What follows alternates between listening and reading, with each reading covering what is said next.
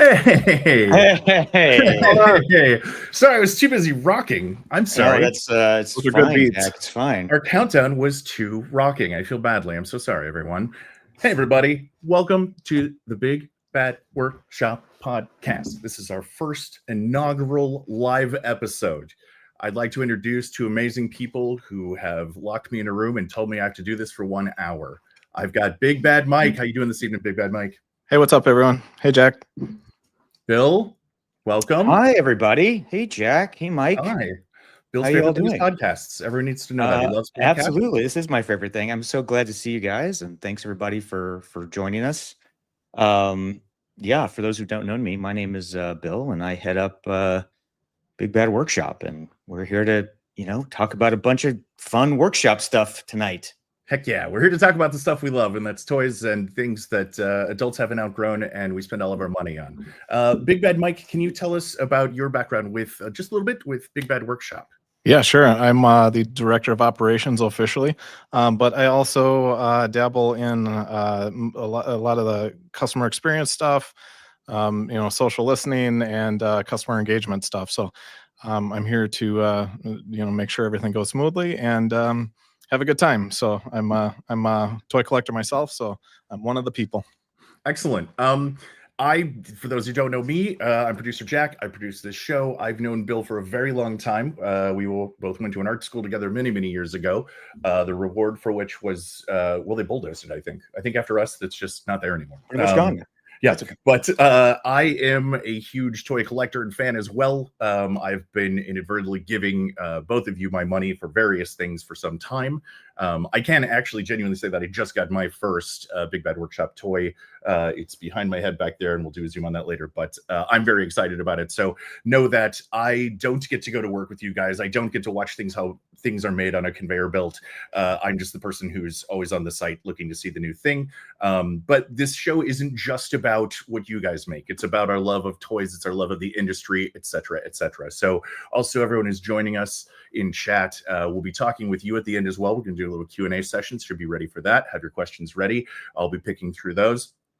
But yeah, I think that if I'm not mistaken, the whole point of this is that obviously with the lines of toys that you two make, you get a lot of questions. People just want to know what you're up to, what the next line is, even as simple as like, where's the shipment? That's part of the job, obviously, and part of the questions that you get. And instead of having to be sort of a corporation who answers as fast as you can while also fighting tariffs and other issues and just trying to get the toys out, this helps you to it helps them basically to put a face on it, and it helps you to actually just talk to your fans and tell them what's going on, and even, hear me out, get a little feedback sometimes maybe. So if someone's like, oh, what if the gun had 2 handles? You'd be like, by God, he's right.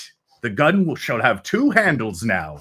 Maybe it's a thing. Maybe it happens. Hold on, I gotta make a note. 2 handles on all guns. 2 handles on all guns. Jack, you nailed that. I couldn't have said it better. Yeah, we're a company about being available, accessible, transparent, and it's something that you don't always see in the the toy community. And toy collectors are our fuel and our passion. We're toy collectors ourselves. I just said that before. This is exactly what we're here to do, to kind of pull back the curtain a little bit and talk about what we do and talk about the industry. And there's just not enough podcasts and live streams in the world as it is. So I was like, we better just try this thing out and, do what the cool kids are doing. Absolutely. Yeah. I think when we tried our pilot first, we discussed Star Wars for just a minute. We're like, oh no, there's plenty of those. We don't need to cover that base. That's fine. We got enough of those. Practice this before. What are you talking about? We'll stay in our lane. Yes, Bill, sorry. No, I was just going to say, I think that's right. We want to find a place where we can connect with all the fans, showcase some stuff, talk about things we like in the industry too. We are part of Big Bad Toy Store. And actually, Mike is live from Big Bad Toy Store right now. Like he's live actually in the office of Wisconsin right now. Yeah.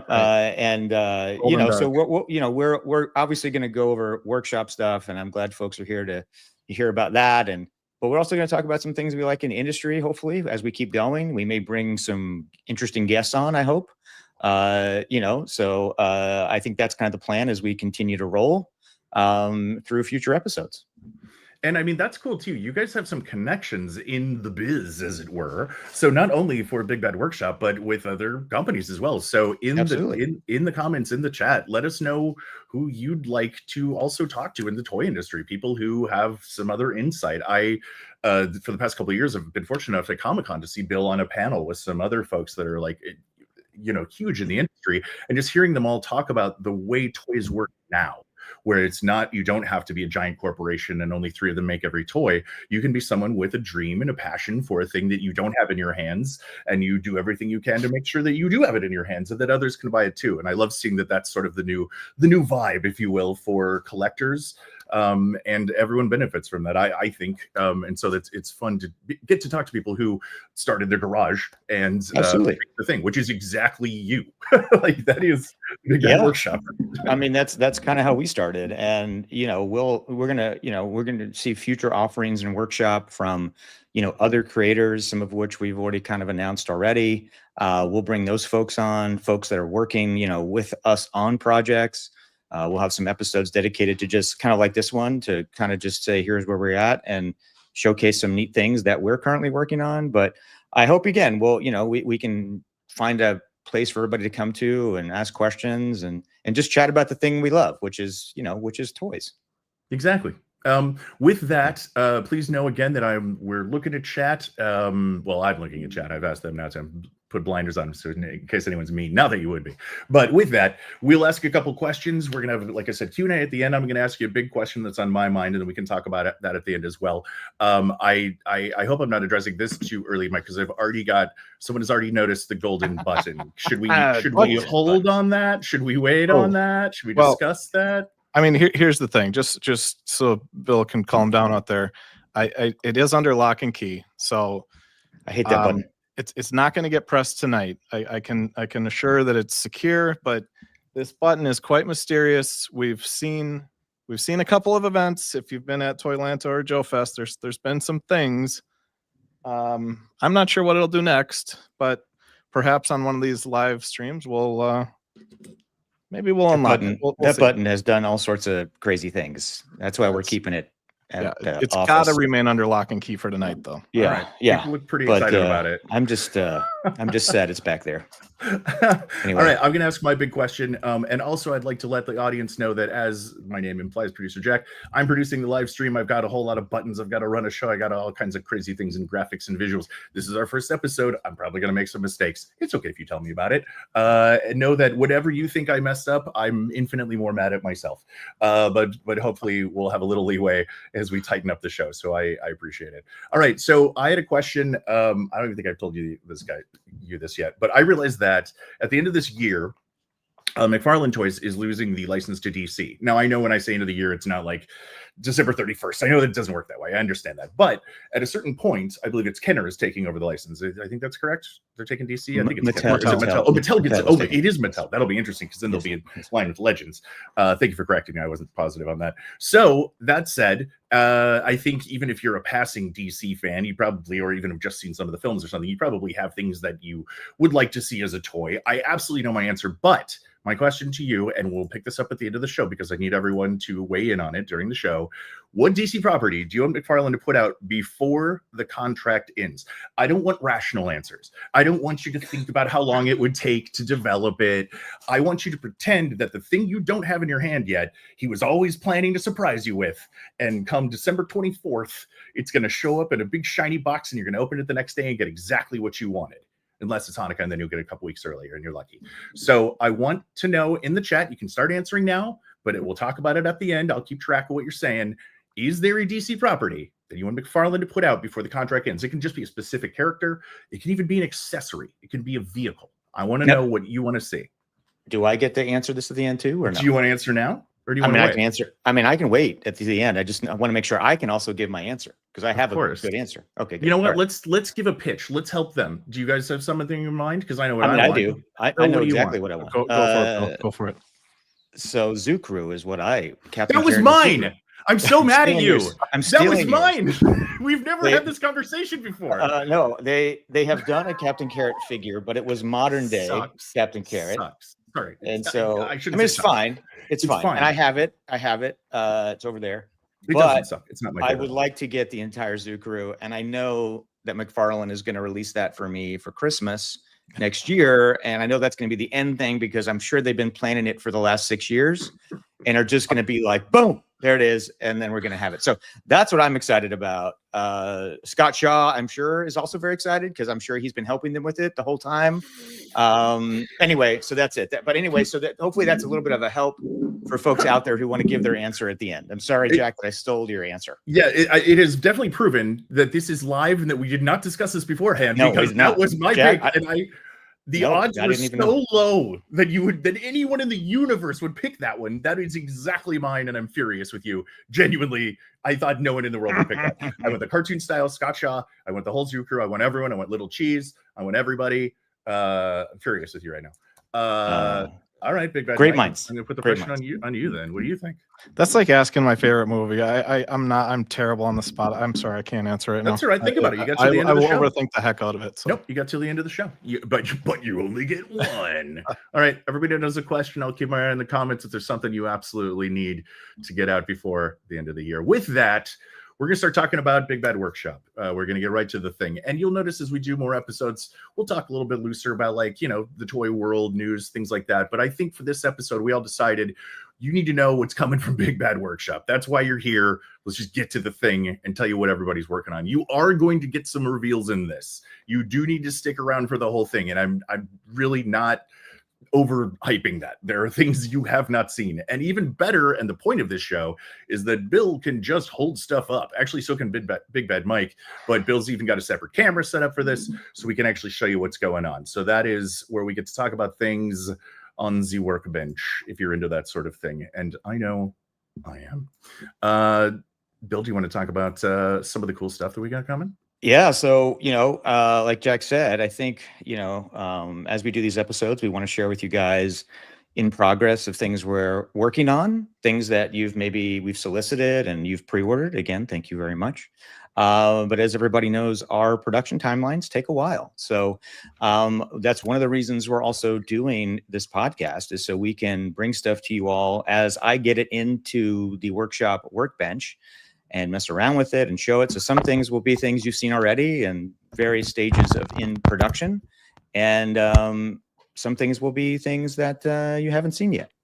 Should I fire up the cam? So let's give the cam here, make sure that works. Okay. Hopefully it works. All right. We got the workbench cam. All right. All right. Here we go. Ready? Okay. I'm excited. Yeah. Oh, that's Hey, there's the workbench. Hey, there's Mike. I've decided I would like to just look at Mike. Yeah. So, okay. So the first thing up on the workbench is Soldiers of Fortune. So we have a couple of figures here. These would be the first couple of figures that will hit our agent versus spy and agent versus enemy. So you can see here, these are the various loadouts you'll get with each of those figures. Also here, we have kind of a first reveal of things that we're going to do. We are going to offer a head pack here. You can see that there's some heads down here. One of them is on a character here, and the focus is kind of messing up as I'm looking at that. But these are all flocked. I don't know if you can tell, but they're flocked heads. So that's our plan here, is to have a flocked head pack. We don't know how we're releasing it yet next year, but it'll be something we'll announce obviously later in one of these future episodes. We'll announce when we're going to come out, but I've just gotten some of these things from the factory, tested them out. The flock looks great. The two Soldiers of Fortune figures, these are production figures. We put up some photos, Mike, I think, a few weeks ago. Yep. And so this is them there. So that's our first thing you want to look at. So these Jack, two figures are coming soon Gotcha. too. So these two figures, as some of you may know, are coming ahead of the rest of the line. It's a BHC. Yeah. So I'm going to swap some things out here for a second. So if you can What could they be? Please stand by. Please stand by. Okay, there's definitely some hype in here. Folks are excited about reveals. People want to see the good stuff. Of time. Yep, and a notation on flocked heads. Oh, you know what? Charlie 55 is going to win this one with flocking. Fantastic. Very nice. That's good. That's good. All right. Very so nice. We're going to move some things in here. Jack, I don't know. Do you have our standby graphic or no? I just want to cut to this stuff when I'm ready. I'll tell you when I'm ready. Yeah, I mean, I see we can kind of live here if you want, so we know something cool's coming. Oh, okay, cool. All right. I mean, our other standbys look like we are broken, and like we're about Gotcha. to go off air. I don't want to scare anybody. All right, yeah, it's don't very do that. possible we could be broken Don't tonight. do that. We'll see. Okay, I think we can cut back. There we go. Okay, so Oh, excuse me. Sorry, gang. that's me. Yeah, you look right. I'm less interesting. So, okay, so next up is Cops N Crooks. This is our bulletproof figure. Right here, we have our test shots. So you can see here, he moves around. He's got some good articulation. He's got his gun. You can get some details here. I don't have the soft good coat handy. This is our paint master. So you can see kind of the detail that's going to be there. He's going to include a stand. That stand says Cops N Crooks on it there at the bottom. One of the things that we have for this too, which you may not be able to see here, but there's some details in the briefcase that are just like the vintage toy. So you can see here that those will be just like the vintage toy. So that's our little preview of where Cops N Crooks is at with Bulletproof. He's on track to deliver early next year. We'll continue to show more things like packaging. Just to reiterate too, we've got, I've got Larry Hama, who's working on, amazing. He's coming back to work on the bio cards. He did the original bio cards. Bart Sears is back to work on, designs. Bart designed the original line in the 80s. He's doing all new packaging art. And much like our Monster Force line, if you've picked up those, there's a comic on the inside flap. And so there's going to be a new original comic page and inside flap by Larry and Bart as well. So super excited. There's another figure coming soon. I'm not quite going to reveal who it is, but I'm sure if you're paying attention, you might figure it out. Okay, let's go to the next one. Very exciting. Okay, are you changing out? I'm going to change it out, Jack. Okay. All right. Okay. Question. Had Larry Hama and Bart Sears been like in a room together before? I mean, obviously they've worked on properties that I'm crossed sure. over. Working comic professionals, I'm sure that they were in a room together before. I guess it wasn't that complex of a question, was it? having worked on the line, back in the 80s, I'm sure they have. I've never asked them, but they know each other well, and I don't think they've talked recently. When I originally approached Bart to work on it, he's like, "Oh, I haven't talked to Larry in ages, but I can't wait." So I kind of reconnected them, and so that's that's really fun, and it's been great to have both of them on the line. Also, it's a great idea to ask someone a question when they're trying to do 6 other things off camera. That was definitely the way I should have gone there. Yeah, I want to point out too, because we get this question a lot, is if there's a wire in the soft goods jacket, and yes, there is. Another thing that's really cool is that because of the feedback that we've learned over the past several months, we've actually altered the belt color on the coat to match, so it's just the same color khaki. We learned that at Joe Fest that was an inaccuracy, so that was super helpful to the person that informed us.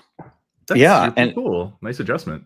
Yeah, and I think that's the great thing about us showing stuff early and having pre-orders and going to the shows now, that we kind of get feedback from everybody and we take it all. We take it all in. We can't promise we're going to be able to do everything, but it is super helpful.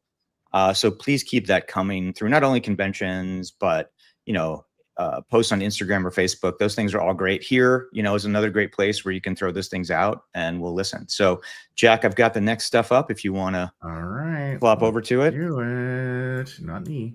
There we go. All right. So this is Operation Monster Force. Although it still says Cops N Crooks at the top of there. We're gonna talk about Operation Monster Force real quick. So yeah, there you go. Thanks, Jack. So these are 13th ghosts, the 13 ghosts. We have a couple of these already available for pre-order right now. We have the demon and the goblin here. So we've got the demon here. You can see the demon has all of his accessories here. These are test shots from the factory. I'll give a little bit of a turnaround to the backpack so you can kind of see that a little bit. That's where the swords are going to go. His staff breaks apart. It goes in the back. The size are here. So you can see sort of how he works. Then we have the goblin.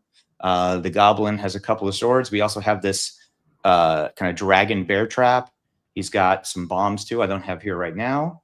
And then we also have the fog. The fog has not been solicited yet. We're still working on his I hope to be really cool second accessory that we'll have with him. But you can see he's kind of half translucent and half in color.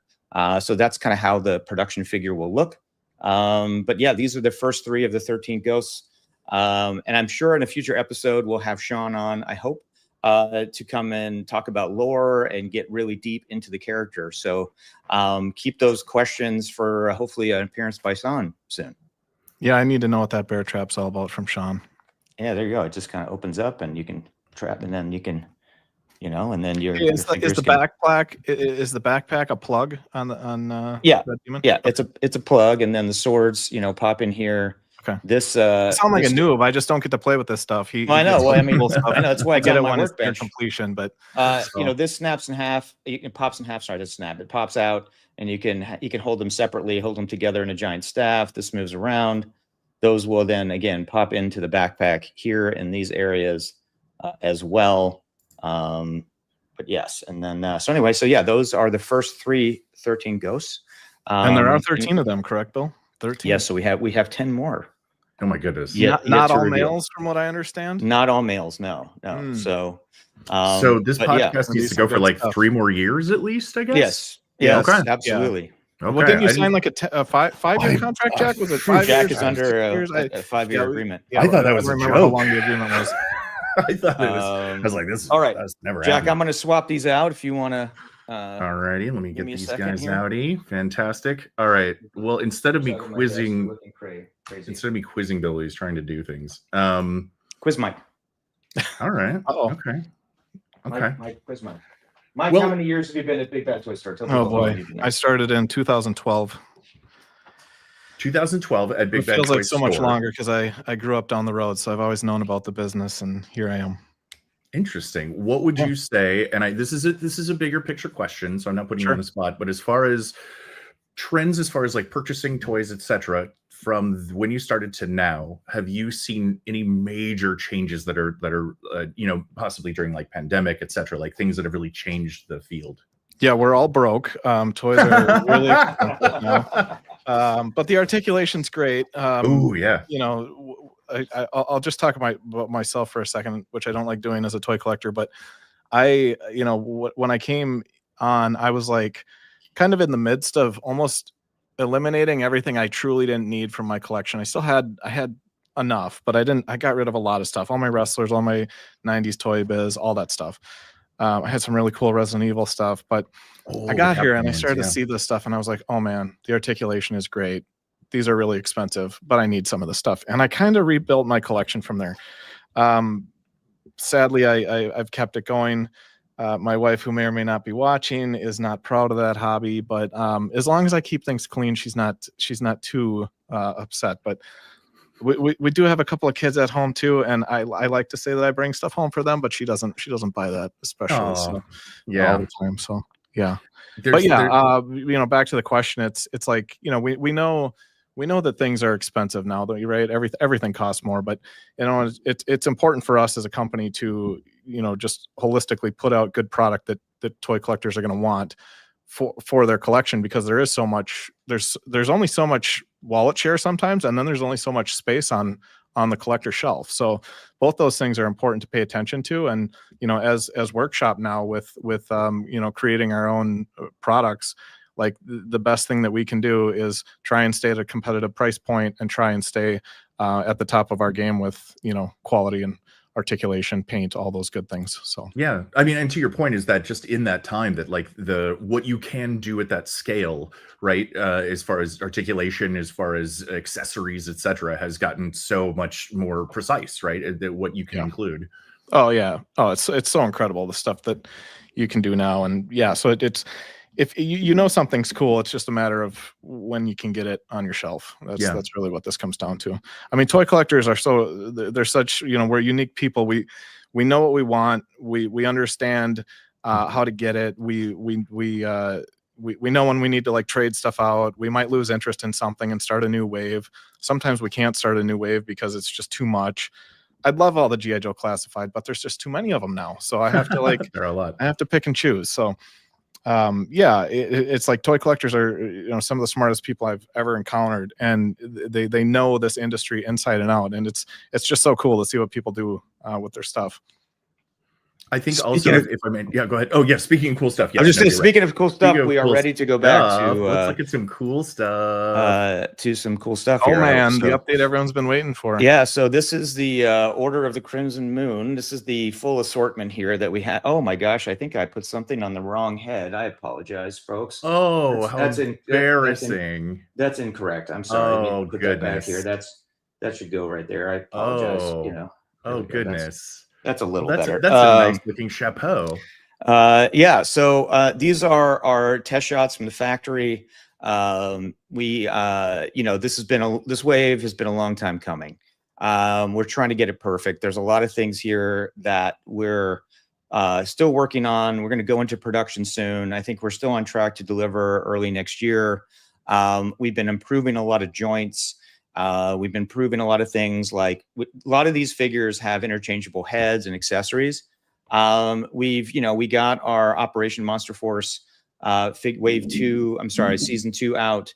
And, I think we can even improve what we've done so far in terms of making sure the heads pop off and things are interchangeable in an easier way. So we've been working on that with these. We're adding now double disc hinge joints to our elbows and knees, much like that are in our current suited figures like General Brown or the Black Watch agents.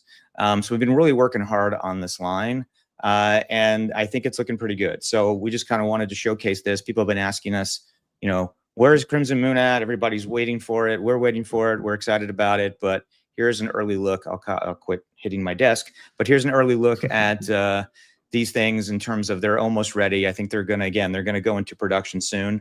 But I think they're looking really great. Mike, did you have anything to add to that or no? Yeah, I wanted to speak to the articulation, because that's the primary reason some of the stuff got, we'll call it, pushed. The articulation in the legs and arms of these figures, for those of you that have that general figure or Black Watch agent or the upcoming Soldiers of Fortune figures, all of that wave, by the way, will have this upgraded articulation. So it's kind of like a premium feel. It gives you better flexibility, and these figures are going to be excellent. So yeah, really looking forward to. And shamelessly, all these are available to pre-order today. So go get your orders in before the stuff's gone. Yeah, so everything moving forward is going to have those things. So things like our Longbox Heroes, Cops N Crooks, Soldiers of Fortune. So we've been spending the last few months, and that's why things are a little delayed, making sure all that works. But we're really happy with what we're seeing. And you can see, like Mike said, in some of the suited figures, how that already looks. So and this is the new standard, by the way. So I mean, if you're looking at everything we put out so far, it's like season 0, season 1, and season 2, other than those figures we mentioned, are the only figures that are going to have the single disc. So everything going forward is going to feel like this. Yeah, and I'll just demonstrate some stuff here too. Like these figures too, some of them have little things that pop on and off. We try to keep a lot of our different accessories customizable, right? So most of our line has heads that can be pop and swap amongst our line. There's different accessories on vests and other things that pop off. And so we're keeping that through this line as well. So again, it's coming, and I know folks are excited. I'm excited, but we've got to make sure we do it right. Yeah, I was going to ask you. These are a little, I'll say, bulkier than the suited figures, right? Slightly. Did it transition fine into those, arms and knees and whatnot? Oh yeah, they work great. So that's awesome. And again, we're kind of on our second or third round of those, but I think we finally nailed it on these body types. And again, we've also improved head swapping as well, even from season 0 from Monster Force. So these have improved head swapping, so things shouldn't be as hard to pop on and off, and makes, again, that customizability easy between, again, not just Operation Monster Force lines, but things like Soldiers of Fortune, Crimson Moon, hands, heads, those kind of things. So it's important, like I said, it's important to us that this all works correctly. And we got some great feedback from folks on season 2 of Monster Force, and so we're taking that into this line as well. I mean, I got a big kick out of Robo's off-camera strength bit, though. That was kind of funny. I mean, look, I know we don't want to put him through that again. We don't, right? But look, everybody needs a little bit of time to work out. So it's good to kind of get pop those heads on and off. But they will be improved for future ways for sure. And that's why it's great to get the feedback and make sure we can bring that stuff forward in the next things that we're doing. Was that in regards to, I didn't catch a reference. Was Robo trying to, he literally had to like put up a pause screen and like off camera strength as he's working in joints, so you couldn't see him do it, but he was letting you know that he was doing it behind the scenes, and he did it a couple of times in there. So it was pretty classic. I'll say as just someone who purchases modern toys now that thankfully come with separate heads, which is so cool. To me, if it's loose, I'm more concerned. Like if it puts up a little fight, I'm like, great, this means I won't break this down the road. That's not to let you guys off the hook, but I'm just saying, I personally, if it's like, oh no, it came right off, it's never going back on. Oh, right. It's gonna be loose forever. That's a problem in itself. Yeah.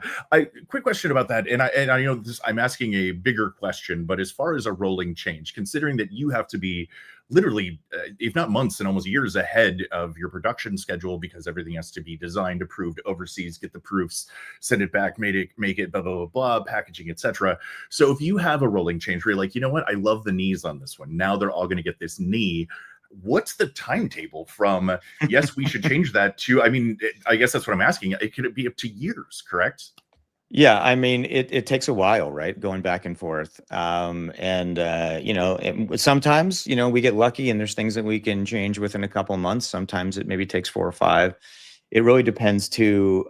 We have a lot of our lines that share parts, right? So it's great for us. It's great for the fans, I think, like I said, with that customizability, but things have a cascading effect sometimes when that happens, and because they can impact another line. So that's sometimes what happens with some of the delays too.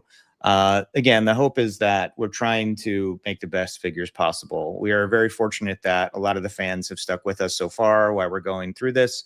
And I think from what we hear that they're very happy with products that we're making. So we're going to continue to do that. Fantastic. Have you, you don't have to list one, but especially early on, did you ever get something back from, you've done your sketches, your designs, it's written down what you wanted, etc., and you've got something shipped back of like, here's the prototype, here's the look, that was just entirely not, where you're like, oh God, no, this is not it. Has that happened to either of you in this process? I mean, not just little things. Is it little? It's little things. It's not. I mean, it's not major things. It's not like you go to the factory and here's what you want, and they come back with like different heads that should. Right, it's got like a duck head, right, or something like that's not like. But maybe duck head actually. Right, but you're like, okay, that's cool. Let's roll with that now. You guys actually know what you guys should be in charge. And credit to all the freelance and our team that we work with. They do an incredible job with this stuff, sculpting and putting the components together. So that really helps get a leg up on things, and then the factory really just dials that in and fine tunes it. So yeah, the quality of work is there from start to finish. Yeah, clearly. Well, thank you for letting us take a look on your bench. Yeah. So we have the workbench. Now we have a few things that we have some images of that are still on the workbench that we can put up as well and show some in progress things of where things are at. Okay. Let's see. Yeah, we can show. Yeah, I'm feeling good. If you want to show up the next thing, I can walk folks through it. Okay. Oh shoot! Sorry, I got an overlay that's breaking it. Sorry, everybody. That's right. There we go. All righty. Whoop. Sorry, gang. This is the thing I was afraid would happen. There we go. Hey, check it out. There we go. So this is Miranda Seek. We've shown Miranda at a few different conventions. This is now her full loadout here. She'll be a part of season 3, part 2 of Operation Monster Force. And again, Sean will come on in a future episode and give some more information about the character, some backstories about her. She, the thing I always say about her is she's a collector of things that, she maybe shouldn't have or has to go and track down, right? So you can see here she comes with a few little artifacts as well.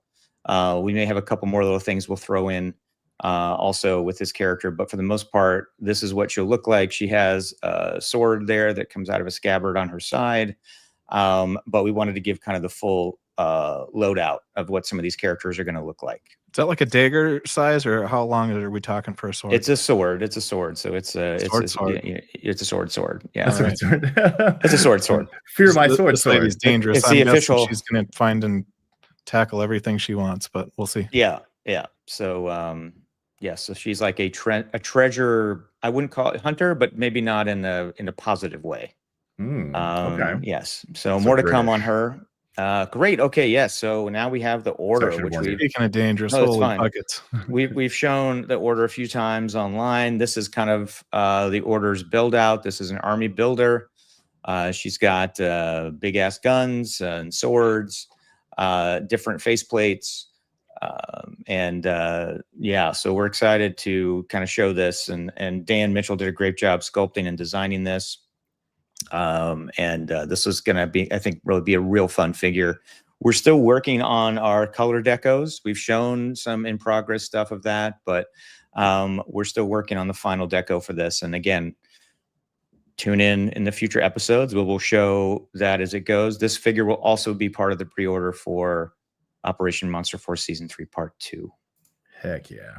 Hey, Bill, we had some questions surrounding this character on, what's changed about it. And someone's still asking if there's an arc figure coming later. Do we want to touch on that tonight? Yes, exactly. Yeah, there will be a Joan of Arc figure as well. Oh, cool. So the order is sort of the order. They're a group of essentially warrior nuns. So the idea here is that you could build out your army here, and then Joan will come in a future assortment as well. There you have it. Fantastic. Looks amazing.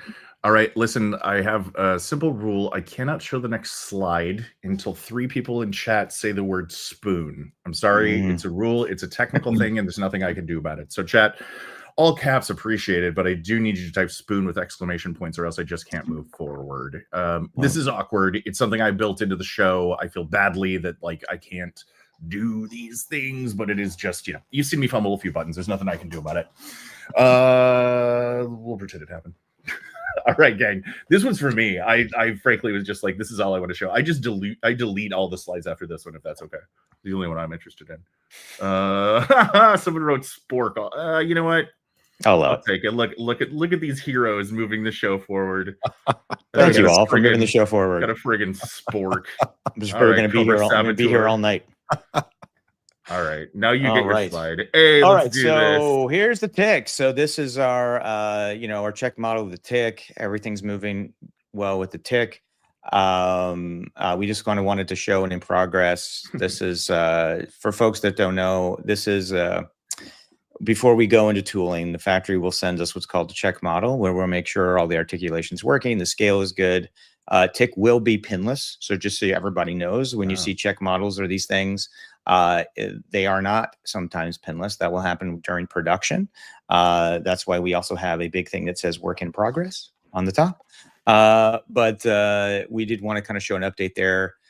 We've had some great looking renders, but we wanted to show, we've had some of our prototypes at conventions, but we wanted to kind of show some in progress work on the tick. So this is where the tick is at currently.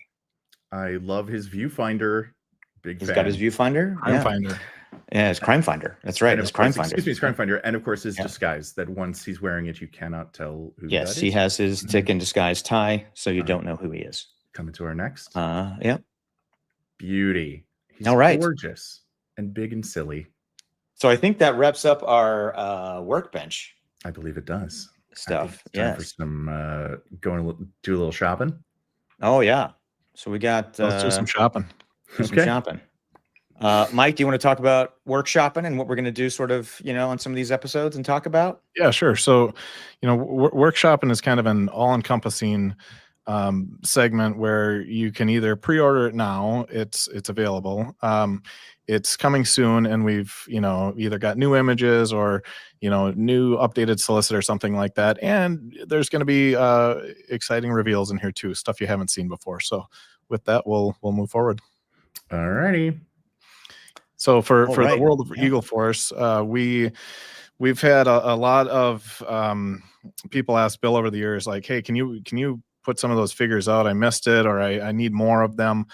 So we kind of been a long time coming. Took a lot of work and a lot of influencing, but we got Bill to crack a little bit and got him to do some reissues here. So we took some fan votes over the past few weeks, and the following 6 characters are available to pre-order now, and these will actually be coming pretty soon as well. So these are just reissues, so there's nothing changed about them. From figure to packaging, all that stuff is going to remain the same. This is just another opportunity to get something from the vault.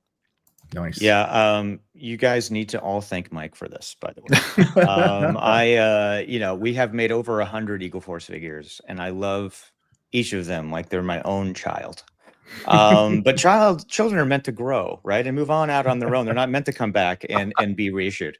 But Mike has been planning this and has been asking for it for a while. Fans have as well. And one of the things, like I said, is we always want to listen to feedback.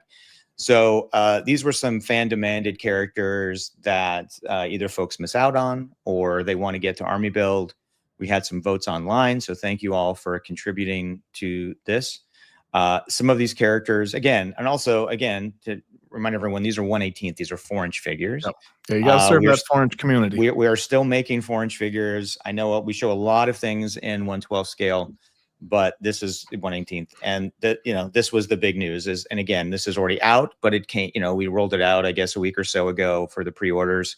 And so this is where we in a show moving forward, we probably reveal that we're doing this, but here they're already here. And so you can order some of these. Thanks everybody for voting. I'm glad that we can get some of these out again. Keep those orders coming. I will say that, and I'll always say this is my broken record moment. Pre-orders are important.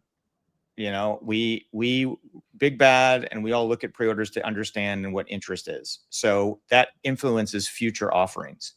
So if you're into Eagle Force and you're wanting these figures, please pre-order. We have our current offering right now for the Wave 2 of World of Eagle Force as well. That's up. Please pre-order those.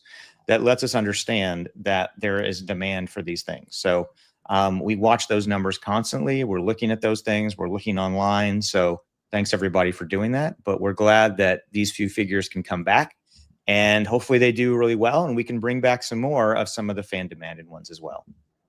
I will reiterate too, these are 4-inch. Some figures will start out at 4-inch and then move to 6-inch. Some figures will start at 6-inch and then move to 4-inch. The World of Eagle Force encompasses also Operation Monster Force as well, and some other lines. So you'll see some of these things move back and forth. So we get a lot of requests, make this in 4-inch, make this in 12-inch. So we hear everything. And trust me when I say those things are planned, it's just a matter of time. Fair enough. Yeah. Okay. So we can finally build out our collections again. Yes. Fantastic. Okay, I'm moving on to our next. Are you ready for this? I know everybody wants to see this every time. Ready? Oh, ready. All right.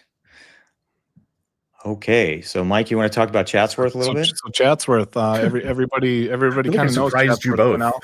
Sorry, yeah. Wait, you guys know you made Chadzsworth, right? You've seen this before. Right. Yeah. Why are we talking about Chadzsworth? He went up July 18th for pre-order. What's going on here? This is another thing. This is what's unique and cool about the kind of things we can do. We are introducing a chase variant tonight. Within the Chadzsworth pre-order. So if you already have a pre-order, it's going to be an opportunity for you as well. But go ahead, Jack, if you want to move forward on the next slide. I know where you're waiting. Okay, sorry, that was my bad. There was a cue that I missed. Sorry, guys. All right, we are doing. Actually, Jack, go ahead and do it anyway. Do it anyway. Can I just do it? Anyway, just do it anyway. It's fine. Everybody, we had the reaction. Go back in time. They were waiting for me to hit a button, and I'm making fun of them. Hey, everybody! I wonder what will be next.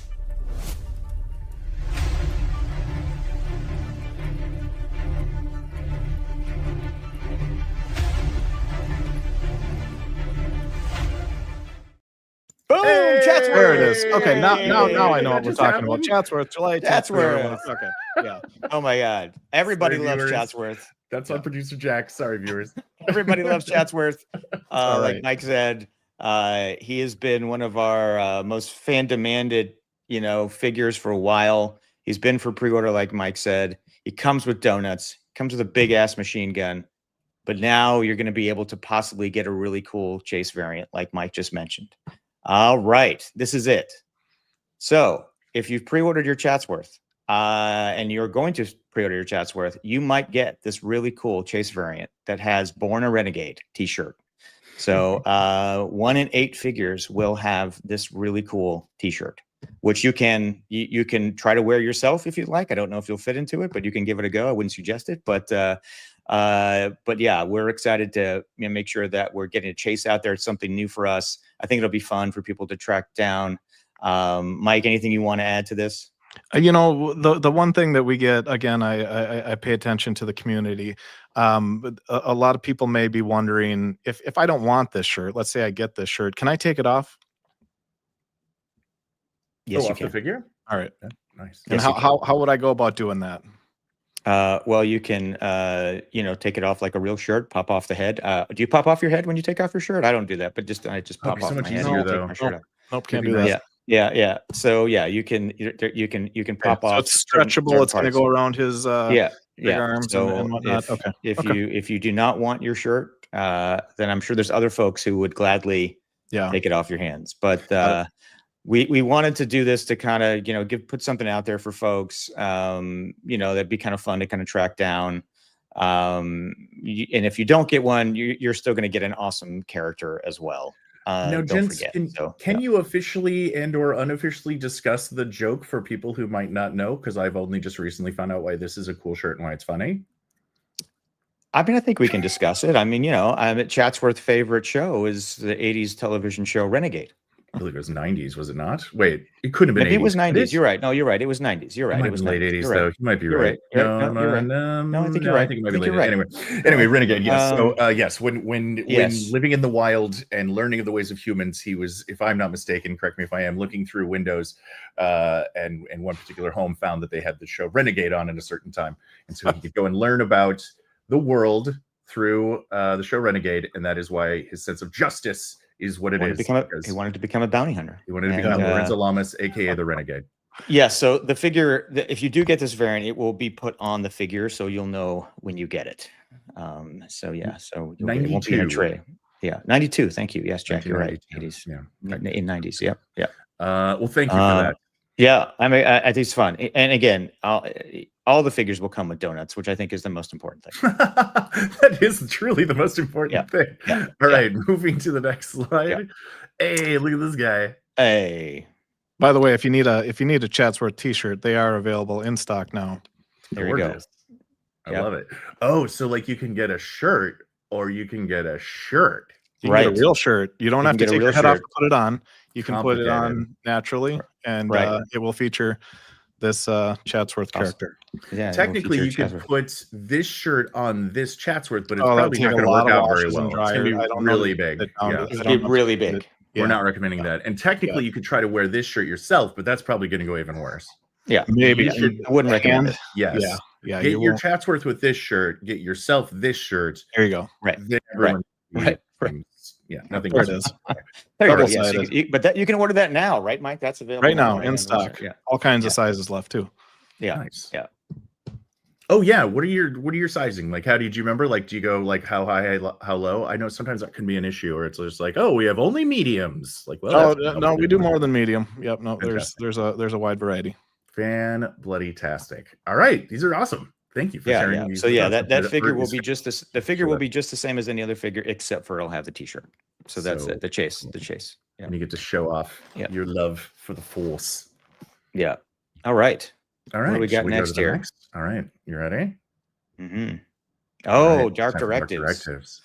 Do I have to play the video again? I'm joking. I mean, we could. I love that video. I mean, I could watch that video on loop all the time. No, I think we should start talking.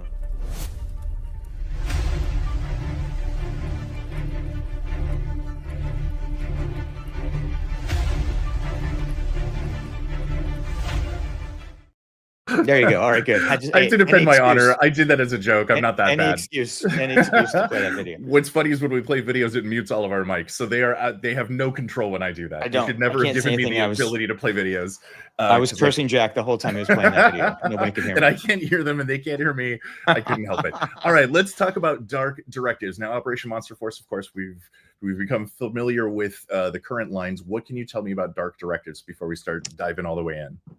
Yeah, so as everyone knows, Operation Monster Farce, the story is told in seasons, right? We are currently in season 3, part 1. Chadzsworth is actually part of part 2. What we wanted to do is we wanted to start to create kind of another line, offshoot of Operation Monster Force that we're able to kind of tell smaller stories, introduce, individual characters, and have special missions, so to speak, those type of things. So we are launching side what we're quests. calling Let's do some side quests. Side quests. I love it. That's a good one. Side quests. So we're introducing Operation Monster Force Dark Directives as a subline to Operation Monster Force. So we've got we're going to showcase a few of these figures that are in the first assortment. Here is Those Who Trespass. This will be a skeleton 2-pack that has a variety of weapons, both guns, swords, shields, all sorts of things. We are partnering with the Foosh on these skeletons. So if you've gotten a Foosh skeleton in the past, you'll be familiar with what the skeleton looks like. We do various partnerships with other toy companies as well, much like we did with the Kilowog. So we're partnering with the Foosh on these. And then, of course, each of them will come with a really awesome comic written by, I guess I have to call him Lore Master now, Sean Work. I mean, I feel like that's official. Yep. After his last podcast, I have to call him that now. So you'd love to see it. What was that podcast? So people can watch that as well. Do you remember what was Sean on? Yeah, Sean was on the Action Figure Alliance last night. So if you didn't catch that, go back and check it. I just learned something new I didn't know about Bill also. BigBadMike, will you say the name of the company that you're working with on this that's spelled at the very bottom? How do you say that word? Yeah, right? Can you say that again, Bill? Foosh. I don't know. I wasn't getting a W out of you before. I was getting foosh every time. That's why I just make sure I'm not crazy. Foosh. That's a foosh to me. Chat, that's foosh, right? It's foosh. It's an onomatopoeia, right? Foosh. Yeah. Okay. The Foosh. Well, cool skeleton. Yes. And so of course, like every Operation Monster Force figure, these will also have comics in the back that will give you the origin of the characters and story. Art by Christian, story by Sean. So again, that's so Those Who Trespass is one of the figures in the assortment. And then we have up next, who do we have next? Oh, the Azure Guard. Yes. So these are also skeletons, a lot of skeletons in this first assortment. Never too many skeletons, frankly. Never too many skeletons. These skeletons will glow in the dark. That blue looks familiar too. Yeah, and that blue is familiar based on another character. I'm sensing a story here. Good story. We've done in the past, so it connects to one of our other figures that we've done in the past. These also come with a variety of weapons, both modern and historical as well. Oh, they look so good. It's oddly nostalgic. I feel like a lot of Operation Monster Force is exactly that, where I'll hold something, and of course, obviously, Eagle Force. I'm like, oh, this reminds me of that thing. It's not quite the thing, but it's still the vibe of that thing, like certain toys you'd had or certain movies you'd seen. Our generation, I think many of us were totally ruined by the movie Heavy Metal with all the crazy skeleton zombies trying to murder people. That kind of brings me to that, but also just the coloring is that great classic, like 80s kind of Haunted Mansion Ghostbusters kind of vibe. Yeah, I love it. Yeah, they can now murder people with machine guns, and so they should. Skeletons have had it rough. It's time that they get a little. And I do love the concept of a night vision goggle on a skeleton. I mean, that's almost as good as a werewolf with a rocket pack. I'm just saying. That's, almost, or a Sasquatch with a Gatling gun. Almost, right. Almost. Now, the only bummer is these probably don't come with a cool comic book, right? They do. Look at that. So here's a sneak preview of the comic that'll be on the inside cover. And again, we'll tell you the stories of why and who the Azure Guard are. I love that. I mean, think of a lot of the toys we grew up with where it's just like, who's this guy? He's a bad guy. It's like, that's Right. these are army builders, but also we get to find out a little bit more about them. That's freaking awesome. Absolutely. I mean, I'll talk about the comics real quick. So the comic Please. stuff, you know, what this harkens back to is when I was a much younger man and go and buy my toys, I would go into the toy store and I would pick up a figure and I'd look on the back, and a lot of these toys feature descriptions or character bios. G.I. Joe specifically is a big one I'm influenced by. And this is kind of that, like, you know, I know even though we order these things at Big Bad Toy Store and they come to us, you know, I like that when you get your toy, you've seen it and it's great and it looks cool and what is all these things, but when you open it and you get it for the first time, you open up and you read like, oh my gosh, this is now what this character is about. And I'm hoping that is resonating with folks. And we've seen that with a lot of reviews where, you know, we tell the story of the character and the solicitation and other things, but then they get the comic and they're like, oh my gosh, this is really, really cool. So we're going to continue that theme through the Dark Directives as well. Lovely. A Big Bad Mike question for you as well. And also this is for chat, is when you were playing with toys, obviously we still play with our toys, or at least we buy them and keep them in box and make sure they're nice. But as a kid growing up with your figures and toys, was lore important to you? Did you try to keep to like what you had seen on the box or maybe on the cartoon? I know there were like Star Wars figures and such, which kind of, you know, that template's kind of set as to who they are, but was that an important thing to you as to how they acted? I mean, yeah, it was. But to me, you know, being a child of the 80s, to me, what I truly understood was good versus bad, right? Red lasers, blue lasers type thing. So that was, as long as I could, like, you know, call that out or identify that. So I knew how to build my, you know, armies and whatnot in my playroom. So that was the most important thing for me. But as a adult collector, if you will, now, I appreciate this stuff too, because it just makes things that much more interesting. And one thing I will say about the comics too, you know, action figures take up a lot of space as it is. Packaging takes up even more space. There's a lot of collectors out there who are keeping this packaging because of things like this. So I think that's important to note, that, you know, not as much waste or whatever. Like, people are actually keeping that collectible in its entirety. Well, I think also companies like you are going out of your way to make sure that the packaging is worth keeping, if that makes sense. I mean, obviously, I love a good like magnet open or Velcro open so I can keep the display. I think that encourages that and makes it feel like the money you're spending is sort of worth it. But yeah, thank you. And same to you, Chad. The question is just like, when you were playing with your toys, was the lore like when you had Power Rangers figures? Are you doing your own adventures and maybe they go differently than they are on the show, or et cetera, et cetera? I think also comic books is a huge one too. Like, I in the wild wouldn't be like, I need a Squirrel Girl action figure. But of course, because I've read the comics, I'm so in love with the character and the way she's written and her personality. That's fascinating to me. But it's not something, if I just saw it on a shelf, I'd be like, so it's a girl's and squirrel? I don't know what this is. But if you give me a good backstory, the example I always give is, as a kid, I loved Transformers and the Gestalt bot Devastator. One of the Constructicons, the 5 of them that makes Devastator, is such a jerk that no one wants to work with him or make Devastator, which is hilarious to me. The biggest weapon in their arsenal doesn't always do it because they just don't want to hang out with this guy. That kind of thing to me, especially when I was playing, even as younger, I liked the complications of those things, of like, this guy's this, and even like sometimes a grudge match of just like, the last time we all fought, this guy got wrecked, so he's really got a grudge against these guys, et cetera, the good versus evil dynamic.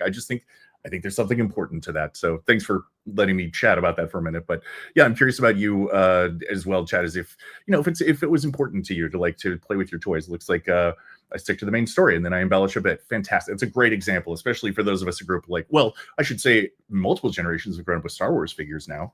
And Transformers. Right, we got to talk about that comment for a second. This gentleman here, man, he runs one of the coolest Facebook groups. If you're not a part of the Monster Force Customs group, these guys are taking things to the next level. When it's embellish a bit, he's not kidding there. They go in and they are showing us everything that's possible with, you know, our toy line. So that's fantastic. Well, welcome. I mean, obviously, welcome everybody to the chat. We appreciate having you here. Yeah. All right, I side tangented us about storylines, but thank you for humoring me on that. Oh yeah, right. Absolutely. I think we've reached the end of Azure Guard. Yep. So we're we can talk about the next character here. All right. Who is next in this lineup? Oh, the Red Reaper. Red Reaper. Yeah. So again, another skeleton. Lots of skeletons in this wave. Soft goods with wires, though. He will have soft goods robe with wires. as well. He also has a variety of weapons also. And again, I think we're going to bring Sean on a future episode. He will really go deep into Dark Directives and each of the characters. I could do a little here, but I feel like, this gives us an excuse to do another one of these. I hope if folks like, and then bring Sean on, where he can talk about more of the lore master, I guess. And then he can speak to a lot of the different, storylines that we're coming up with. But yeah, so a few different heads as well. Yeah, I see that. And weapons. Am I seeing a red dot that the eye is kind of colored in there too? I'm seeing red dots in the eyes. There's a little red eye as well. Yes, I like also. It. Yeah. It kind of reminds me of the Spirit Halloween Reaper. Who I'm a nerd. I really like that character. That's my immediate thought when I see the cool red eye. I love him. Yeah. Great look. So hey Bill, I think I can almost guarantee that we're gonna do another one of these because we've already made it because Jersey Maniac is in here. Oh, Jersey's here. Man, that tells me that we've made it. So thank you for joining us, Jersey. We love your feedback. True story. I love it. It's great stuff. It helps us. It helps us guide our ship. So thank you very much for tuning in tonight. This is let's make it about me. No, I just want to say this is cool. I get to meet your community. This is as a collector of multiple things. I don't dive as much into the community, so I'm meeting people now in this world too, which is awesome. And everyone's been so supportive, and everyone likes what they like, and everyone has opinions on different things. And at the end of the day, it's grown-ups buying toys for the most part. And it's like I said, one of the best communities out there, toy collecting community. And very briefly, I want to speak to that too. Is we were talking earlier about advances in toys and toy making, etc. Is I think that mindset of we all like certain things, and you two are people who are like, I don't have the thing in my hand I want yet, so we're just going to figure out how to make it. Is that I think what's very new in the most recent years is that those people have gotten to talk to each other, so that there are other people in this industry that you get to talk to and be like, oh wait, the buck that we used, the body type for this is what I did, and that's what fixed the problem. They're like, oh my god, that would solve so many problems. And even crossovers like working with Whoosh, etc. I think that's very new, as opposed to, like I said before, 3 major companies that make everything and are fighting against each other. It's so cool that we're in a world now where you can all communicate with each other and help each other up. I love team ups. I love team ups. Heck yeah. I look, I'm a huge fan of what other people are doing, probably more than a fan of what I'm doing. And so when we get an opportunity to team up with another company to do something, it makes my day. I'm so excited. And again, like we'll bring some of those folks on, hopefully the show, as we continue to do these. Cause again, I love team ups. Team ups have been a thing that I've always enjoyed. And when cool folks can get together to hopefully make even cooler things, that just makes me so happy as not only a fan, but also, a collector. Yeah, I agree. It just elevates everybody, I guess. So sorry, back on track. I took us in a different path, but this is Levitican Serpieri. Okay, we have to get Sean on the show. I need Sean on the show. Good, Jack. Yes, that's so you good. can tell me to pronounce things. No, that you got it right. As far as what I always pronounce it. Again, Sean corrects me. But yeah, here's one of our comics. Give you a little bit of the story around the character. One of the 13th ghosts may be showing up at the end there as a sneak preview for a future 13 ghosts is in there. So you'll get to learn all about him when Sean is on. Very, very cool. And again, this will ship with it as well. The comic will. Awesome. Yes, on the inside, just like all of our stuff. Yeah, and then we have the last. Yeah, I think we have the last figure for this first assortment. All right, hey, Dracula Blood Prince. So this is some of you folks may have this figure already because it was a previous exclusive limited. So we are bringing it back and making it a part of this assortment. And for those that were not able to get it as one of our exclusives, we wanted to make sure everybody had a chance to order the Blood Prince of Dracula. And then again, when you buy this figure, you can learn why is he translucent red. Yeah, I mean, Operation Monster Force has come so far over the past couple of years, and this was actually the Forgotten King were actually the first 2 figures that were released at Joe Fest in 2024. And at that point, there was no season 1 on shelves, there was no season 1 in hand, and people didn't really have an understanding of all this stuff yet. So you come around to this point in time, you're like, there's a story with this, and that character is really important. So we wanted to offer an opportunity for people to get a meaningful character on their shelf with the rest of their stuff. Now that we've come through some few seasons now. So yeah, it looks fantastic. I mean, my only complaint is I have to wait so long till I can pre-order all these, but that's life. I know. And we should put them up for pre-order. Oh, Halloween's coming around. I don't have to wait? What if I pre-order? Halloween? Happy Halloween, everybody. Yeah, we'll have some pre-orders on Big Bad Toy Store on October 31st. I want to say 11 a.m. Central Standard Time. Sounds about right. That's amazing. So we can just make this happen. There you go. Yeah. So that's a big announcement. So these will go up for pre-order on Halloween. What could be better? I'd like to think at some point you got something in front of you. You're like, okay, probably the 29th, I think, and you're like, well, I mean, it's Operation Monster Force. Let's move it. Right. Let's do a little. And we didn't even have to press the golden button for this to happen. We just decided we're not hitting that button tonight. These, one omission there. These are also going to come in complete Operation Monster Force packaging as well. Yeah. Very, very cool. Yeah. All right. Well, we're not done yet, though. No, we got a few more things. I think we got a few more things we can talk about. I should probably play the video 3 more times, though, right? In a row? Yeah, actually play it. We should play it. Just, play it. Are we really doing this? No, I was waiting for it. No, I don't think I...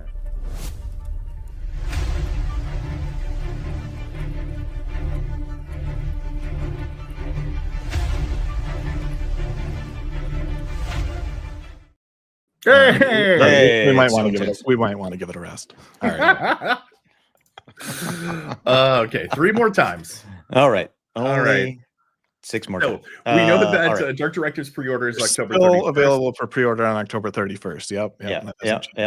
Fantastic. You don't have to sit through the video to pre-order. Do you need to play the video again before the next slide, Jack? Oh, maybe I should. No. Yeah, maybe. I don't know.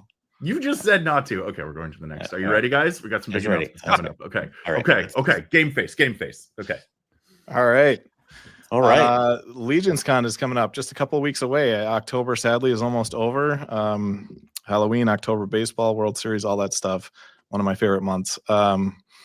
The Phantom Core figure, if you're not familiar, has been a pre-order convention exclusive that we've kind of taken on the road with us previously a few times this year at various conventions. And when you come up, you have a conversation. We talk about that you want to pre-order this item, and I kind of drop it in your account on the back end, in your BBTS account. And so we're going to be doing that again. This 2-3 weeks away at Legion's Con. And along this journey, again, going back to fan feedback, so important.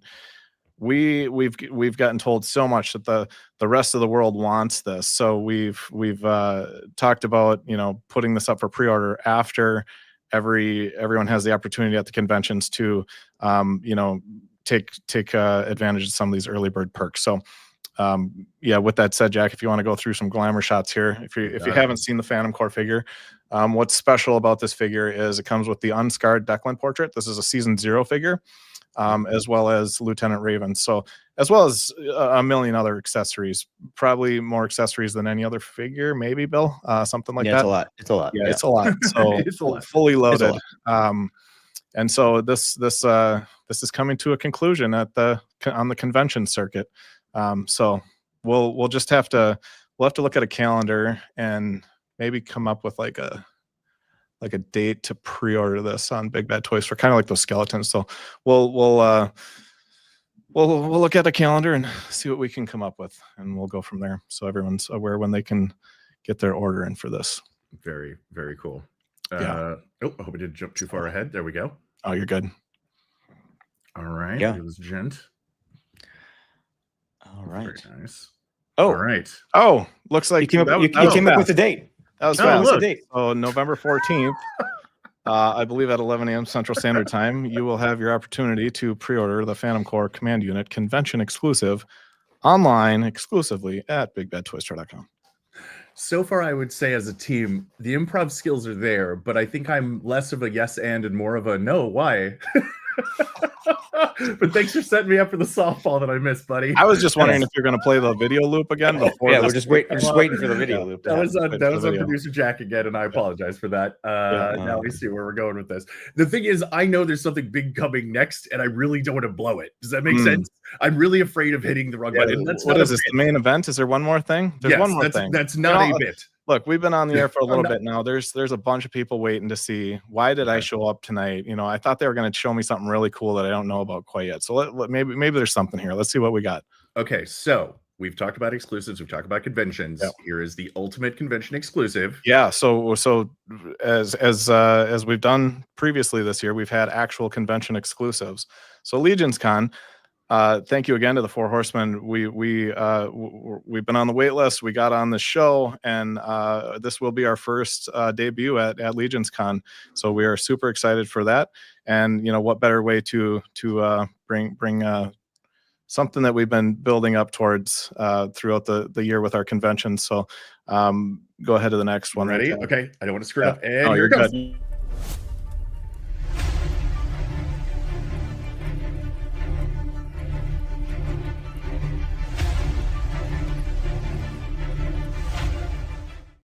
So I'm wondering if Mikey's behind the controls now, because this is reminiscent of, you know, they've got this bit. Everyone knows what I'm talking about if you're in the streaming world, but you know, they've got this bit where they talk and all of a sudden, you know, Zakanin or Mikey hit this button and it just goes into these clips and anyways. You had to see that one coming. Okay. How about the next one? I'm hitting the button. Yeah. Okay. So this is a teaser that we put up a few weeks ago. At first, the first teaser, we didn't have this line up, so we just kind of had kind of a bare bones, no pun intended, but a photo with that going on, right? And so then we put up another one, and maybe I thought, well, this is hinting at something a little too much, but there were some really good guesses. The fan interaction was pretty solid, and people had some fun with it. But you know, tonight, here we go. We are going to debut our Legions Con exclusive. I promise I'm not doing it. Okay, ready? We're really doing it. I promise. Is this to the? There it is. Hey, hey, look at that. Completely clear, full optical invisibility. It's beautiful. Yeah. Mike has one there, I think. Mike, did you have one there? I do. What? So you can't just have one. I would like to run through these again. Thank you again, Toylanta. Thank you again. Well, this dude doesn't have any weapons. Joe Fest and upcoming Legions Con. So we'll see you in a few weeks. Gorgeous. Gorgeous. All right. You saw it here first, everybody. Yeah. Exciting. All right. Exciting. All right. Well, I think we covered a lot of good stuff today. We covered a lot of stuff. Yeah. Okay. We've gotten a few questions as well before we dip out. We're going to try and keep these at about an hour. I knew we go a little longer today just because it's our first one out. We're kind of knocking off we're figuring out what's going to work and what's not. But thank you for everybody for joining us for this one. Don't leave yet. We're still doing Q&A. But yeah, let's talk about, you've all been patient. You've thrown some questions in the chat that I've been keeping track of. So now it's time for this sassy segment. It's Q&A, baby. All right. Let me pull a couple easy ones. Now, there is a possibility, gang, that you might say something that I put up as a question that neither BigBadMike nor Bill can answer. So understand there are things that I won't know if they can answer them or not. So you can get mad at me for asking. How's that? I'm going to start with an easy one, and that was that we saw the Warrior Nun figure. Do we have a date on that yet for pre-order or otherwise? Let's preface this for a little bit, because we've talked about this before on other shows, but I want to reiterate this, that we've looked at our process, and there's a different way we can go about doing it right now when it comes to solicitation to delivery. And the previous model was put something up for pre-order and then do the entire process, which is why things took so long. Right now, we understand what we're going to make most of the time, not all the time. But we were able to I call it front loading. So we were able to move forward and get into the tooling a little faster and not put anything up for pre-order. So you're not waiting that entire journey. It still takes the same amount of time for the most part, but you're not sitting there asking where your pre-order is all the time. So, we don't want to put you through that when we don't have to. So we're doing things a little more, efficiently from a fan perspective. But yeah, so that's kind of what I wanted to tee up there. Okay, so there's on this one as it's still being worked on. There can't be an official date on this yet, is what I'm getting. Yeah, I'm gonna tag in Bill for that answer. Yeah, I mean, I think we're targeting probably, I would say, early Q2, but we'll see. I mean, like Mike said, we're gonna start showing a lot of things early, get feedback, but we are gonna hold off on pre-orders for a while as we move the production cycle ahead, so that we can close the window between pre-order and delivery. So we may see things like the order, Red Riding Hood, Miranda. We'll show things like we did tonight with, here's the accessories going to come with. Eventually, we'll show Paint Masters and other things. And that will all lead to the big pre-order. And then because of that, again, that timeline between pre-order and delivery will, instead of being 18 to 24 months, may end up being like 6 to 8 or those kind of things. But doesn't mean we're not going to show things early and get feedback, because as we've talked about a few times tonight, it's an important part of our process. Absolutely. Yeah, and waiting for a pre-order is no fun. Paying for a pre-order and waiting is really not fun, which is why we don't do that with our products. But and we don't have plans to move forward into that type of model. But you have money invested in something, and sometimes you're waiting months and years for this stuff. Like that's just not fair to the fans. So waiting for a pre-order though is just no good either. So yeah, we really wanted to address that. It's one of our top criticisms, fairly, and it's something that we're listening to. Fantastic. Okay, I've got a couple more. We're not going to go too long on these, but I think this is the fun of it, right? Is that we get to actually get some direct questions to you. Absolutely. Okay, so I've got one. This one's specifically for Bill. Cobra Saboteur has been fantastic in the chat tonight. You said a long time ago that Translucent Dracula and King would eventually get reissued into standard boxes, number packaging. So glad to see this. Is the Translucent King also coming? Can you answer that question? I will say that we try to, and this is going to happen all the time, but we try to make our exclusives or a version of the exclusive available to everybody at some point. So I can't guarantee that every figure is going to happen that way, but we are looking into that in the future, much like Mike mentioned with the Phantom Core, where that was an early bird pre-order.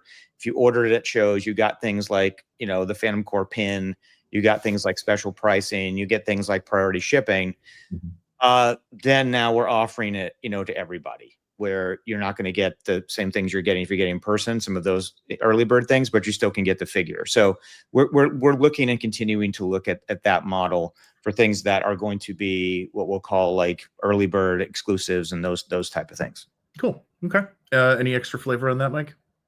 Well, I think you have to incentivize the convention. Those folks put a lot of time and effort and money into that. Not that people that don't go to the show don't. Sometimes it's you live on the other side of the world, but it leaves you with something special as that convention attendee. Interesting. Yep, I agree with that. Again, I'm sorry that that most of these are going to be about when can we order things and when are things showing up. So that's just part of it, which is kind of why this podcast exists, right? So you can actually give some answers. Hey man, we're here to be accessible. Okay, so similar. When is Christmas stuff going up for pre-order? So this is Naughty or Nice, which is not something we covered. No, on this podcast, no. I that's the first thing I bought from Big Bad. Although I do have a Santa sitting back there. Where is he? Right there. So Arlen and I, this is a project that we, work on together. We usually do some sort of crowdfunding pre-order at the end of each year, with products then shipping, usually anywhere from 18 to 24 months. So it takes a while for some of these things to happen. We are targeting potentially the next offering sometime in November, I think. So probably around a month or so from now when we'll have the next offering. I can say that we'll include a Mrs. Claus, which we previewed at San Diego. Yes. I got to see that as well. A lot of good feedback on that one too. Yeah. I mean, I think a lot of times too, especially with guys in big suits or guys with guns and stuff, there's it works, as I think with monster figures or anthropomorphic figures or children or women figures, you've got to really everyone has an idea of what they want to see, right? There's a lot more to that design, I would guess. Like with Mrs. Claus is what I'm saying. Right, So correct. that probably Absolutely. you probably had a lot more input of people like, oh, well, it should be like that. Whereas Santa's like, yep, that's Santa, you did it, good job. Like that's an elf, all right. Arlen did an incredible job on that. Yeah, Arlen did a great job. We got great feedback at San Diego for sure. Fantastic. Let's see. I've got another one I like here that I'm going to throw up, and then let's see. Okay. Sorry, I got two for you actually. Okay, I want to try this real quick. This is very specific. Wait, do you know this? I do. Do you already know this? Yeah, okay. Yeah. My Phantom Core defense load. By the way, you guys even live could be like, nope. We'll yeah, no. Okay. Yeah, we need it's to the answer business, this. you know. Yeah. Phantom Core defense loadout pack and Black Watch Agent head pack are both numbered number 25. I have one of every item in hand, and I don't have a number 19. Is it an error on mine, or is it line wide? It's an error on ours. This is a culprit of a small team. So there's a couple of us here, right? So we just, that was an oversight and we completely missed it. So it was supposed to be, one was supposed to be 19, two got numbered 25, and fully expected this to it's not that we didn't have a good way to put this out. Like, hey, we just noticed, there's two 25s out there. Because what did we find it 3 days ago, Bill? Something like that. Yeah, not too long. Yeah. So I'm also curious with like numbering them at all. I mean, you don't have to, right? So was that a choice because of the collectability of having the numbers on each thing? Yeah, and it's like the purists want to know exactly what's in the line, if they missed anything. Sometimes a cross sell won't show everything, and other times you're like late to the line and something's off market, or it's internet age, right? So you can usually find an image of everything with a number on it. But we had a lot of questions, like the Kilo Org was a great example. Hey, what's 10 and 11? What's the Delta Red pack came out later, and they're like, what's 9? So like they're great questions, but yeah, this was a slip up. Will there be a 19? I'm not sure how we're going to fill in that gap, or if we're going to leave it alone and tell people what it was supposed to be. Make the little 19 stickers. I don't know. That's kind of up for debate right now. Copy that. Okay, I'm going to do one more that kind of gets. And we're really sorry about that. Like I'm a perfectionist to a fault, and I lose sleep over that one. So. But I mean, as I said, I mean, not to get you totally off the hook, is that you didn't have to number them at all. It's just the collectors, I guess in some ways are used to having a number associated with things and knowing this is part of this line and this is part of this, but like not all toys do that. So you by playing to that nostalgia and comfortability from a collector, you put yourself at more risk, essentially. Yeah, for the fans, right? Yeah. Well, okay. I just, again, I'm not just letting you off scot free, but that is, you didn't have to even have a number. I'm gonna lose more sleep tonight. Don't worry. But also, can I blame the golden button for that? I would like to blame the golden button for something. I wish I could press it and it would change it. Like a go back in time thing. I mean, to that end, though, here's what's nice too about you having a podcast, B, having the internet, etc., is that there was a time when you'd get a toy and something was weird. A character, you get a comic book and they're blue in here and they're not. My toy isn't blue. Can someone explain what's going on? What's nice? And sometimes it's just an error sometimes, and you'll never know that because they've moved on to the next thing. Whereas with this, it's nice to be able to see the human side of things and be like, yep, that's what happened. All right. Yeah, absolutely. They won't go crazy. Like, I need to find 19. Like, no, you don't. It was not a joke. No, it was a misstep. But the nice thing is it's not happening yet anyway. There's quite a few figures out, and we haven't had any massive incidents or anything like that. But there's the collector, the toy collecting part of it has gone well, right? The packaging, little slip up. The toy piece, so far so good from what we've seen. Okay. I mean, we literally grew up with packages showing us things we would just never get. That just did not exist in any way, I think, which was far more cruel. Okay, I'm going to end on this last question. And then also I do want to remind everybody that I had a question as to if there was a figure that Todd McFarlane makes before the end of the year, and it's a magical thing that you find under the tree, specifically DC, because that's a property that he will not have anymore. What would that be? And you can still put in your answers for that. Mine, of course, was Captain Carrot, and then Bill rudely stole it, and I'm not even sure how he did that. Hey, Jack, before you get to this question, because I'm just going to take a shot in the dark that it's not the finale question, but I saw a comment about European distribution, and I just wanted to say that Kapow is where you can get our stuff over there right now. They've been a great partner of ours. If you don't see something listed, it may just be that they haven't put it up yet, because they do have interest and orders for things that aren't on their website right now. So and if you don't see something, maybe feel free to reach out or whatever, and we can hopefully get that taken care of.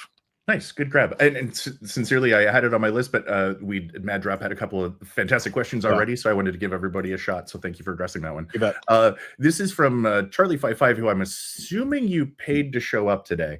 Your figures have a fantastic feel, weight, and joint strength to them, far superior to mass retail 1/12 figures. Is it because of the plastic quality, or is it perfected plastic density selection?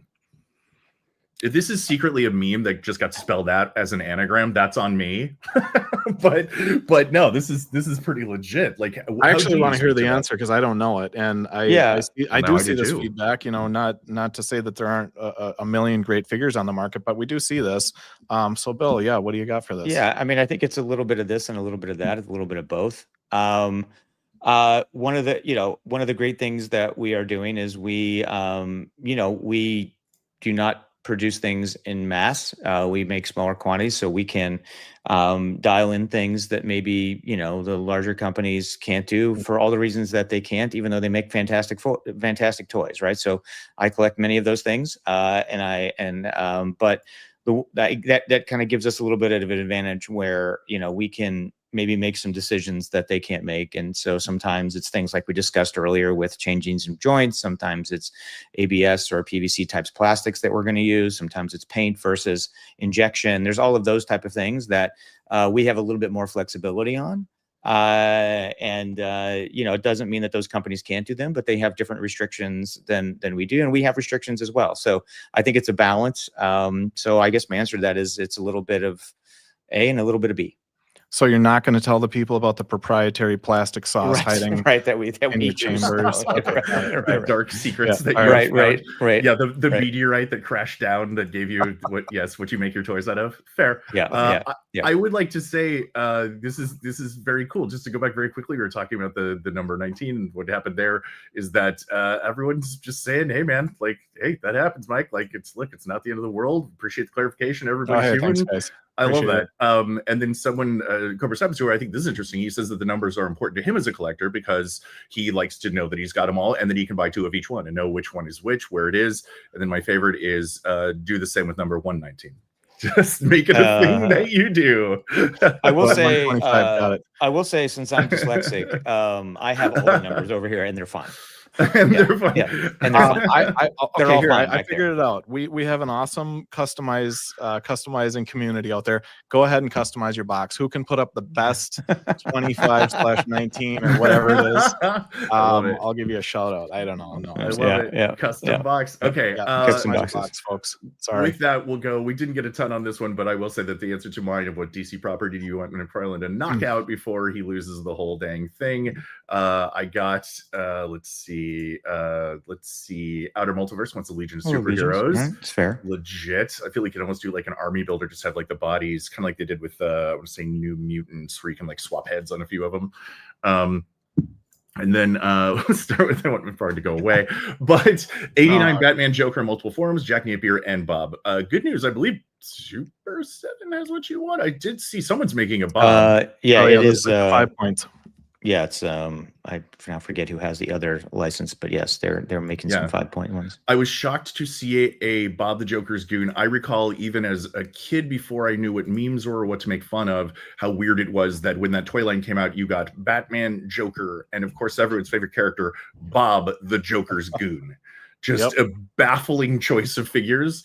I never bought them. They were always a million of them on the shelf. No one did, but I grew to A, I know the character's name now, and B, it just became one of the funniest jokes to me. And as soon as I saw someone actually has the license to Bob the Joker's good, it's sort of like we were talking before the show. This is the month of Big Lob from G.I. Joe the movie. We're getting a lot of Big Lob coming. A lot of Big Lob happening. I love that is a thing that they're like, well, the people have demanded it. It's Big Lob time. Yep. All right, with that, I think we've covered everything we wanted to talk about today. And I just want to kind of do mission statement again, is that the point of the Big Bad Workshop podcast is to not only talk about things happening in the workshop, which was what this one was, absolutely, but also to talk about other people in our community that do this, also to bring in some guests to talk about background in the Big Bad Workshop and your toy lines, but also to talk about other toys that we're enjoying. You'll see us more and more as the time goes by. We'll be bringing in just cool stuff we saw that week that we want to talk about, new toys that we brought. We're not focused on just one brand because we all all enjoy this big crazy world where we get to buy things that hit the nostalgia button, that make us feel great, and that we love having. And I'm just excited that we get to do that. So for everybody who joined us today, thank you so much. These will obviously go up as VODs as well, and we'll do some little shorts off of them as well. You'll see us more and more on social media, but we really appreciate all your support today. It made it even more fun. And yeah, guys, I think we're heading that way. Yeah. Do you want to show our potential next guest image that we have coming up? Do, in fact, sorry about that. Yeah, let's talk about, and now there's not a date on this, to be clear. Nope. This is coming up, but as we discussed, we will have the lore master. Lore master. Lore master. I'm going to play a little music. How about that? A little spooky. Yeah, Sean Rourke will be joining us. He's joining us next time. And so get your Operation Monster Force questions ready, because we'll have a whole hour or so with Sean to talk. That might be 4-hour show. Oh my God, no! We're gonna try to keep. We are already over 1 minute and 38 seconds, man. We're keeping these things at 1:30. Yeah. But yeah, so he'll be joining us. So please keep those get those questions ready. Yeah, and I did talk to the one and only Chris Scott today too. If you haven't got your World War Hell pre-orders on Kickstarter, go do that. He will be joining as well. He's got a larger part in the Operation Monster Force community than you may know, and so there's going to be a deep dive on some of that stuff coming up too. So as we get rolling here, we'll have some fun guests and some very interesting conversations, so you don't just have to listen to us ramble about broken boxes and wrong numbers and whatever else. So I also want to say, if you didn't get your question answered tonight, we're available via social media. You can reach out on your favorite social platform, DM us. Bill and I handle all this stuff, so we'll answer anything for the most part that we have an answer to. And how can they best reach you? What's the best social media to reach you at? I think you have a slide for that, but did you want to play the Monster Force thing before that, or is that just not relevant? No, I'm just kidding. Yeah, we are available on Instagram, Facebook. We do very, very little on TikTok and YouTube currently, other than this episode 1 of this podcast live stream. But yeah, go ahead and follow us. We are pretty active on Instagram and Facebook the most, I would say. But when it comes to like video content and upcoming things, we'll have some more, clip farming and whatever for those other platforms where relevant. Indeed. All right, gang. Right. Coming from me, producer Jack. Thank you. It was a fantastic show, and thank you for Jack. Us into your homes. Thank you, Jack. Thank you for taking us through it. Yeah, I have no clue what I'm doing here, so we're just talking. You're crushing it, Bill. Anything you want to say before we head out? Well, I just want to tell everybody thanks for showing up for our first episode. You brought some great questions. I hope we brought some interesting things to you all. Please, again, give us some feedback on what you'd like to see in future episodes. But thanks for joining us. Fan-bloody-tastic. And BigBadMike, before we head that way. Yeah, no, I'm good. I've said enough tonight. I just want to thank I want to thank everyone for showing up tonight. We didn't know what we were really doing here. We just wanted to have a show and have some fun and see what happens. So here we are. Thanks for coming out. Well, thanks everybody. We'll catch you on the next one. And back to the workshop.